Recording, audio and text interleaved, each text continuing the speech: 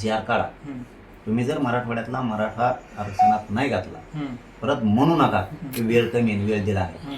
आता आहे February, March, April, मे इतके महिने तुमच्या हातात आहे. वेळेवर तुम्ही जर म्हणले ना, वेळ नाही थोडा दिवस तुतारच आणि एखाद्याच तुम्हाला आत्तापासूनच सांगून व्हायला लावलं की मला मराठवाडा पुरा आरक्षणात गेलेला पाहिजे, पश्चिम महाराष्ट्राला जी.आर पाहिजे, त्या 17 संस्थांच्या गॅझेटियर प्रमाणे तिथलाही मराठा पश्चिम महाराष्ट्राला आरक्षण गेलेलं पाहिजे.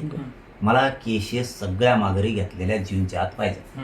बलिदान गेलेलं एकही कुटुंब नोकरी विना आणि त्याच्या आर्थिक त्याला जी ठरवलेलं आहे ती पूर्ण जाणं गरजेचं आहे. याशिवाय मी माग हटणार नाही. शिंदे समिती नोंदी शोधत नाहीये. शिंदे समितीनं सुद्धा नोंदी शोधल्या पाहिजेत. तिला आणखीन वर्षाची मुदत वाढ दिली पाहिजे. हे सगळे काम तुम्हाला करावे लागणार आहेत आणि तुम्ही नाही केले तर जूनपासून सामना आपल्या संघ सरकारचा हाय म्हणून समजायचं. आणि जर मराठींच्या डोक्यात बसलं तर मराठी उपोषण करता करताच उठून अंतर मुंबईला सुद्धा जाऊ शकते. पण साहेब ध्यानात ठेवा आणि बार बार माघारी यायला मोकळे नसतो.